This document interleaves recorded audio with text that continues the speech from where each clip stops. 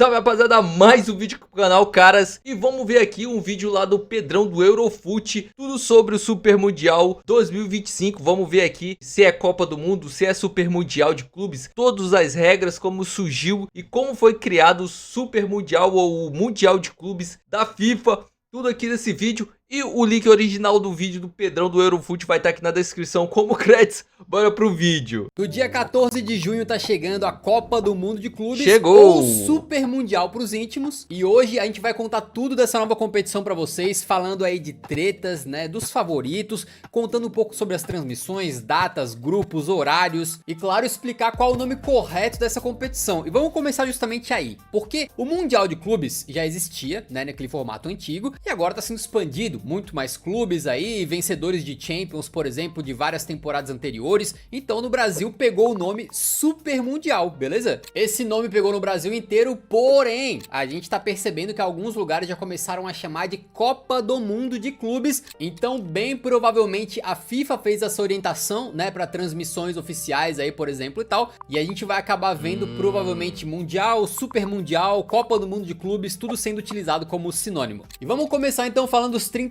times classificados para o Mundial. E aí vocês perguntam, como é que eles classificaram, né? E a resposta é, depende, porque essa parte foi meio zoneada. Isso porque o critério de classificação basicamente variou de confederação para confederação. Então, por exemplo, na Oceania, só um time classificava, né? E assim, o Auckland City foi o escolhido por ter sido o vencedor da Champions da Oceania. Aí vamos para a Federação Asiática, 4 vagas, tá? Eles colocaram o Al Hilal da Arábia Saudita, o Urawa Red Diamonds do Japão e o Al Ain dos Emirados Árabes, por terem vencido a Champions da Ásia de 2021, 22 e a edição 23 e 24 respectivamente. Já o Ulsan HD da Coreia do Sul entrou por causa do seu ranking na Confederação Asiática. E aí agora a gente vai para a Confederação Africana e entraram também 4 times. O Al Ahly do Egito venceu a Champions Africana de 2020 e 21. O Wydad do Marrocos venceu a Champions de 21 e 22. E os outros dois entraram por ranking da Confederação, tá? O Esperance de Tunis, da Tunísia, e o Mamelodi Sundowns da África do Sul. Aí você se pergunta, por que essa diferença de critério, né? Cadê o campeão africano de 22 e 23, de 23 e 24? Por que eles não estão participando? Bom, acontece que das últimas 4 Champions africanas, o Al Ahly do Egito ganhou 3, né? E por isso que 2 vagas abriram aí pra times pelo coeficiente, fechou? O último com 4 times é a CONCACAF e lá entraram os campeões continentais, o Monterrey pelo título de 2021, o Seattle Sounders pelo título de 22 e o Pachuca pelo título de 24. Aí se você prestou atenção, percebeu que a gente pulou a Conca Champions de 2023. Por quê? Exatamente porque quem ganhou foi o León do México. E aí a FIFA alegou que o pessoal que comanda lá o León, né, que são os donos lá, é o mesmo grupo que comanda o Pachuca. E isso viola as regras deles lá de não poder participar de uma competição mais de um time do mesmo dono, né? A gente já viu esse tipo de regra ser usado de forma muito seletiva, principalmente na Europa lá, mas o fato é que o León foi de base, foi excluído do Mundial, coitado da Nilce. No lugar do León, em vez de eles escolherem um critério, né, um clube, eles simplesmente resolveram criar um playoff. Aí botaram pra jogar o Los Angeles FC, que foi o vice dessa Conca Champions de 2023, e o Clube América do México, que era o próximo no ranking da confederação, tá? Então esses dois times jogaram uma partida, o LA FC, né, de Giroud, Lohri e companhia ganhou.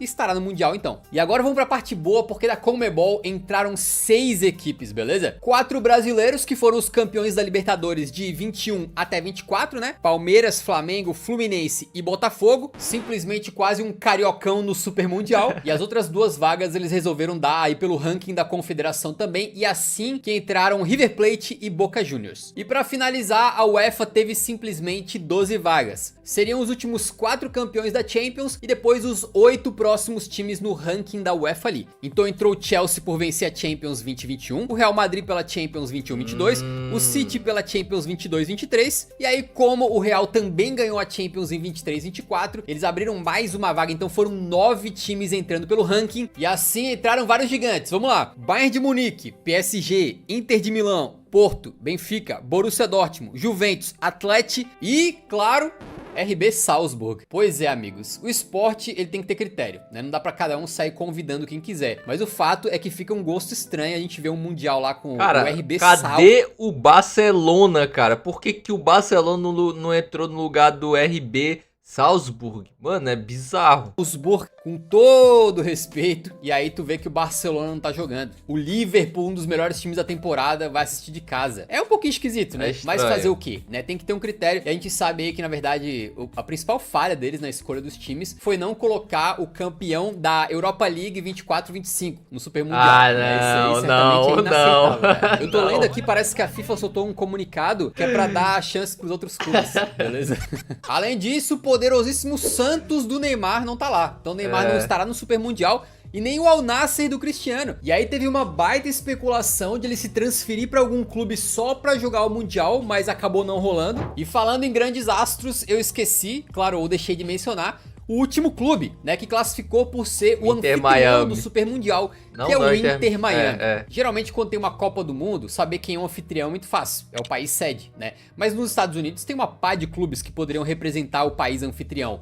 Então por que foi escolhido o Inter Miami? A FIFA decidiu que eles entrariam por terem ganhado o grandioso MLS Supporters Shield, que nada mais é do que ser o time de melhor campanha na parte de pontos corridos da temporada deles. Só que depois o Inter Miami foi pro mata-mata e caiu na competição. Quem é o verdadeiro campeão lá nos Estados Unidos em 2024, na verdade, que ganhou a competição inteira até o final, ganhou a finalíssima, é o LA Galaxy. Ou seja, vamos colocar com todas as palavras bem claramente aqui, tá? A FIFA, na figura provavelmente do seu presidente Infantino, queria botar o Messi na competição, de qualquer maneira, tá? E arranjou qualquer desculpa. Ah, não, porra, o Inter Miami foi quem fez mais pontos na fase de liga da MLS. Então, Inter Miami no Mundial. Tanto é que eles tomaram essa decisão depois do Inter Miami ser campeão.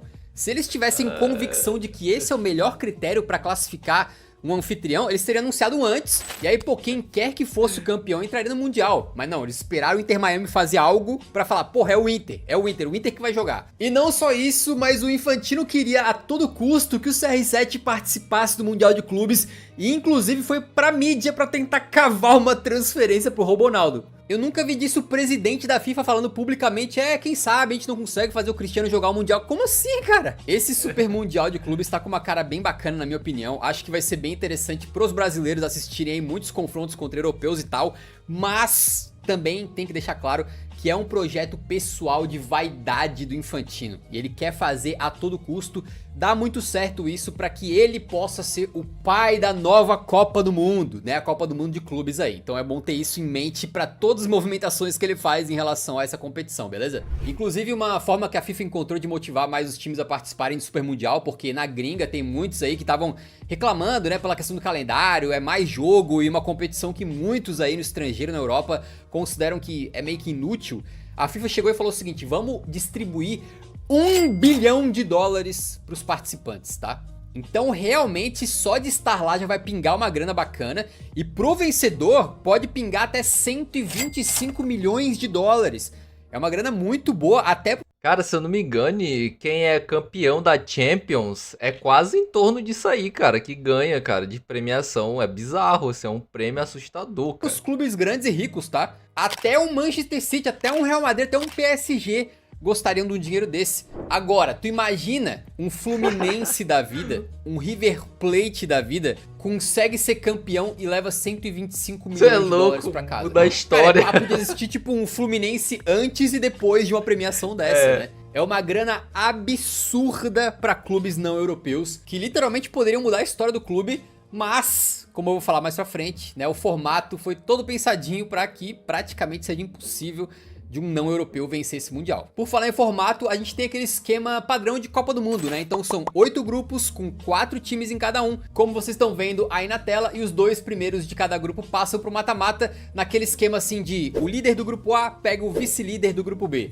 o líder do grupo B pega o vice-líder do grupo A, e o chaveamento assim até a final, beleza? Segura mais um pouco que eu vou falar dos brasileiros nesse formato aí e também de quem que eu considero os favoritos, tranquilo? Porque agora vamos falar de onde será disputado o Super Mundial de Clubes, que vai ser nos Estados Unidos, né? E para isso foram escolhidos 12 estádios em 11 cidades diferentes. A primeira casa de jogos aí é o Hard Rock Stadium em Miami, que é uma dessas arenas que costuma receber shows e tudo mais, e é a casa do Miami Dolphins da NFL. Depois a gente tem o Camping World Stadium, que é um estádio lá da cidade de Orlando, e o Inter Co Stadium, que também fica lá e é a casa do Orlando City. Aí tem o Mercedes-Benz Stadium em Atlanta, que é a casa do Atlanta United, o TQL Stadium em Cincinnati, que é casa justamente do... Cara, muito bonito aquele estádio ali, cara. Você é louco, parece o mais bonito do que o Bernabéu do Real Madrid, cara. FC Cincinnati, o Bank America Stadium em Charlotte, que é o estádio do Carolina Panthers da NFL e do Charlotte FC da MLS. Aí tem o Rose Bowl Stadium em Los Angeles,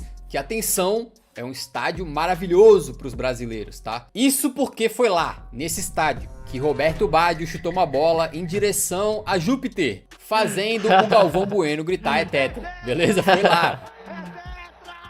Aí tem o Geodis, ou algo assim, né? Desculpa aí com os nomes também. Park em Nashville, onde joga o Nashville SC. O Lincoln Financial Field na Filadélfia, casa dos Eagles, né? Da NFL. O Lumen Field em Seattle, casa dos Seattle Sounders da MLS. Que inclusive aparece na segunda temporada de The Last of Us, tá? Fica aí a dica. E também aparece no jogo, só que no jogo eles mudaram o nome do estádio, né? O Audi Field na capital Washington, onde joga o DC United da MLS. E por fim o MetLife Stadium em Nova York, casa do New York Giants e dos Jets, ambos da NFL, e que também será casa da grande finalíssima da competição aí, tá? Como vocês podem ver, muitos desses estádios são aí de futebol americano, então nem tem muita tradição futebolística pra gente contar de cada um deles. Tem uma pá de Super Bowl, de repente, em cada um, né? Mas de futebol mesmo, acho que eu destaco mesmo a final da Copa de 94. Agora, vale ficar de olho porque a gente teve Copa América nos Estados Unidos recentemente, né?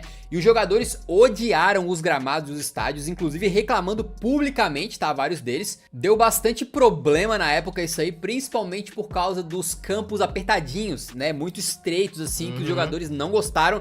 Mas que quem for retrancar no Mundial pode se dar bem. E agora chega o momento mais legal desse tipo de vídeo, que é falar das coisas importantes mesmo, que é música, bola e mascote. A bola não tem nome por algum motivo, mas é da Adidas e tem um design todo inspirado na bandeira dos Estados Unidos, né? Com faixas em azul, vermelho e branco e com várias estrelas ali na superfície também. E ela supostamente tem uma tecnologia que faz os chutes serem mais precisos, tá? Além também daquele chipzinho dentro da bola que auxilia o VAR, mandando, segundo eles, né, um sinal pra cabine de VAR 500 vezes por segundo. Caraca, pra que eles consigam lá saber exatamente hein? Em que momento que uma bola sai do pé de um jogador ou toca no braço de outro camarada e por aí vai. Já a música que eles vão utilizar é Freed From Desire, da cantora italiana Gala, que não é uma música nova não, tá? Mas... essa música é incrível, cara. Eu escuto essa música todo dia, mano. Que no futebol realmente tá em alta, porque é aquela que todo título, todo jogo importante, os caras botam pra tocar no estádio, bombando. A gente não pode colocar aqui pra tocar por direitos autorais, mas é aquela...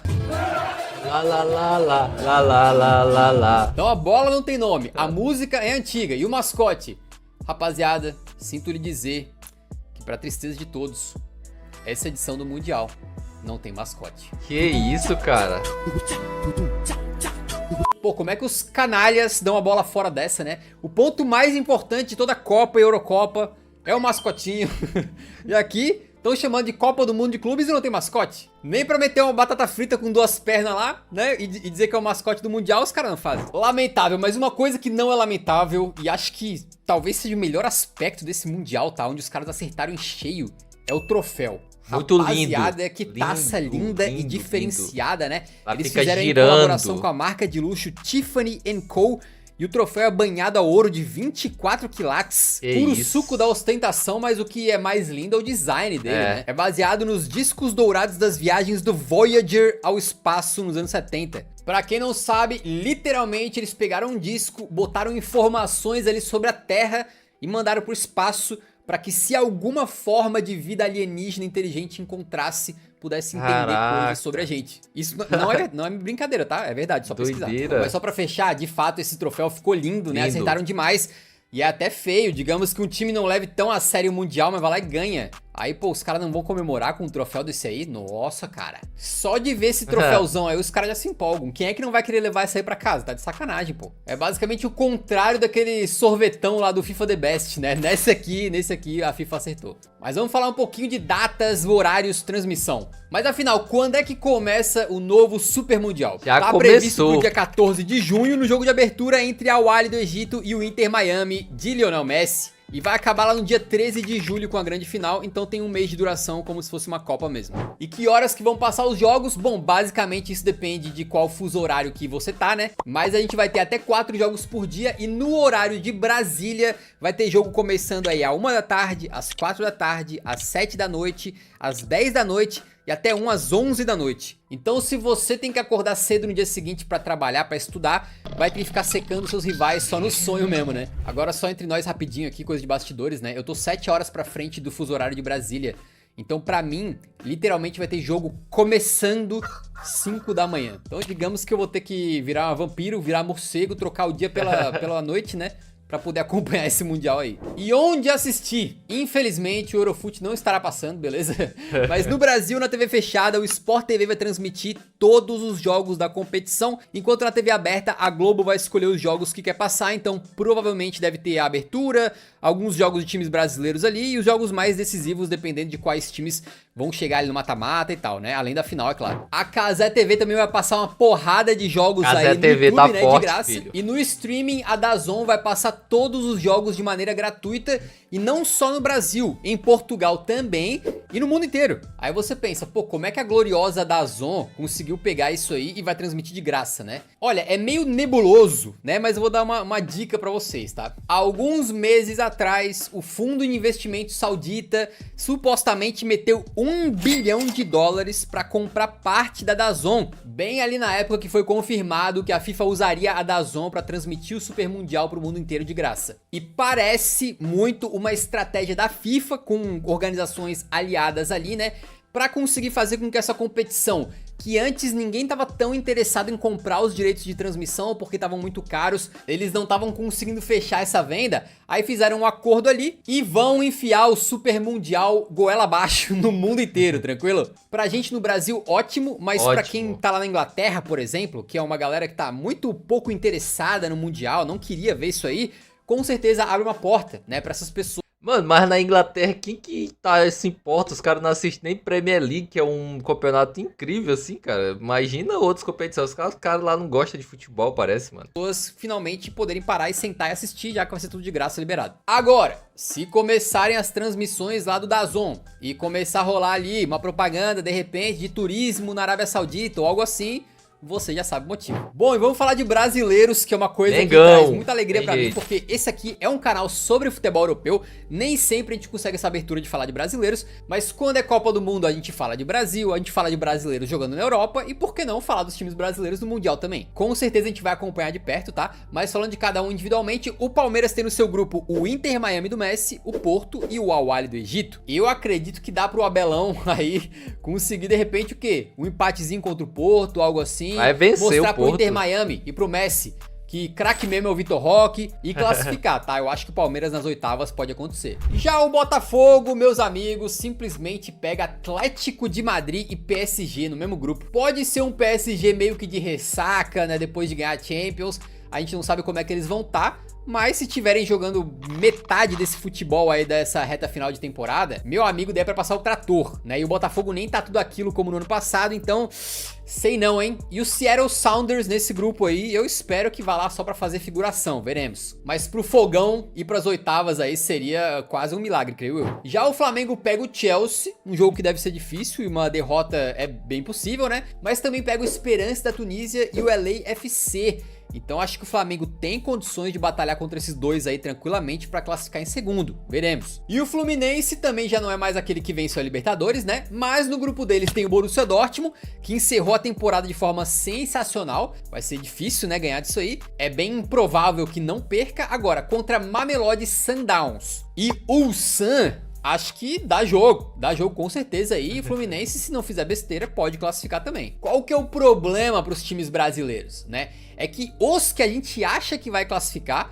Se tudo der certo, acho que vão classificar em segundo. E aí, se eles classificam em segundo, pegam o líder do outro grupo já nas oitavas. Então, por exemplo, digamos que o Palmeiras fique em segundo no seu grupo. Vai provavelmente pegar Atlético de Madrid e PSG logo de cara. Digamos que o Flamengo fique em segundo no seu grupo. Aí na próxima rodada é bem possível que já pegue o Bayern de Munique. Então, para um brasileiro conseguir passar das oitavas, acho que já vai ser heróico. Das quartas, praticamente impossível. Ou seja, chegar numa semifinal seria assim, pra mim, completamente fora da casinha.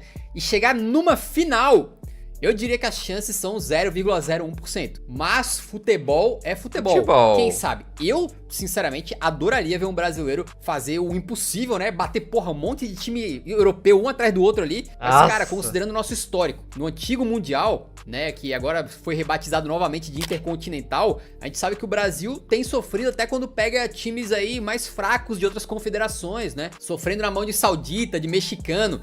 Então confiar que algum time brasileiro vai conseguir bater, pô, sei lá, um Bayern, depois uma Inter, depois um PSG... Olha, eu acho que realmente, infelizmente, só numa realidade paralela, né? Sensacional, o vídeo completo vai estar aqui na descrição, para você quiser assistir na íntegra vai estar aqui na descrição como créditos. Uma coisa que eu sempre trago aqui nos vídeos, referente ao Mundial, é que a gente não tem hábito e costume de jogar com os europeus com frequência, e por isso os nossos jogadores psicologicamente entram já com o espírito de derrotados. E outra, os times daqui iam jogar o Mundial de Clubes com os times que não eram europeus, iam com a soberba de já estavam na final e tomavam peia. Mas enfim, se você curtiu o vídeo, não se esquece, se inscreve no canal, deixa o like, até o próximo vídeo.